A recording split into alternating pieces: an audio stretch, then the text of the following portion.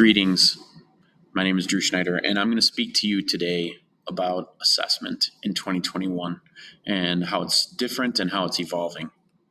So the two things we're going to talk about today are traditional grading, which is what we as educators have been doing for many years, and what we're evolving into at the high school level, and that's called standards-based grading. So a little bit about the traditional way that we've been assessing students. So we used a system with formatives and summatives. Now, formatives are any assessment that allows a teacher to understand where their students are at. It's a chance for teachers to provide feedback, and it's also valuable for teachers that want to know how to pace their classes. So, for example, I might just ask all my students to give me a thumbs up if they're done, a thumbs sideways if they need one more minute, or a thumbs down if they need a lot more time. So it could be something as simple as that. It could also be simple as a pop quiz. It could really be any, whether it's formal or not, it could be any type of assessment that helps the teacher to know where their students are at. Summatives come at the end of a unit after all the learning has taken place. And what we've been doing is trending towards 100% of students' grades being summatives only. And the reason and rationale for that is that as students are learning and as students are starting to acquire feedback on something, we don't want to grade them in those moments because those points would actually overall bring down their grade, whereas they might have mastered a unit at the very end. And so we want that summative to be the capture, the moment in time where we assess summatively what they've learned. So that's the trend and the why. So as we reflect back as educators, we know that system works, but it's not very good with giving specific feedback among various criteria. So if you were to ask a student what they got for a grade and they tell you, I received a B, and we would say, okay, what does that mean? And students would say, well, I studied, I did most of my homework, I did pretty good. It wasn't my best class ever that I've taken, but I did pretty good. And a follow-up question to that is, what did you need to work on that would have pushed you to get the A? I don't know.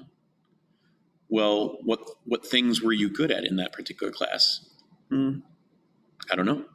So we are looking at assessment in terms of a more specific way. So that's what standards-based grading will do, is it gives us a more specific way to provide feedback to students and allow them the opportunity to understand what they've mastered and what they still need to work on. So that's what standards-based grading is. It allows teachers to determine which standards or skills are essential for a course. Usually the number would be something like 4 to 6 skills, something in there. And teachers might not use all 4 of those skills on every single assessment. It just kind of depends on the activity. So the other thing about standards-based grading is that students will have multiple opportunities to demonstrate mastery in that particular skill.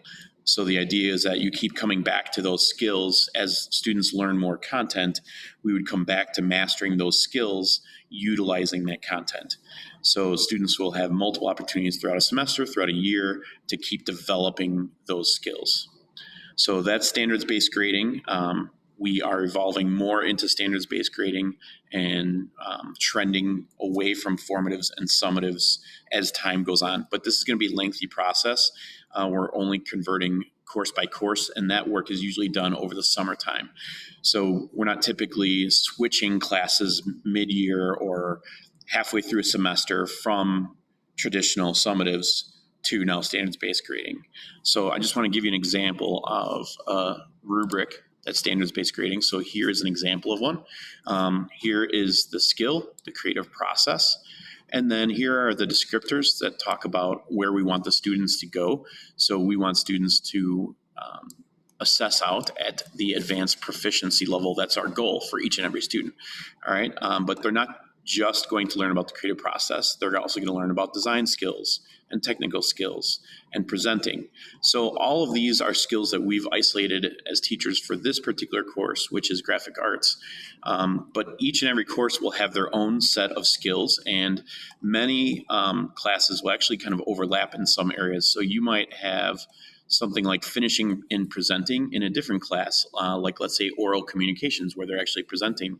So depending on the course, the content, some skills may overlap, in which case that's actually a good thing for the students because it allows them to further develop and apply skills to different courses. So thank you for your time.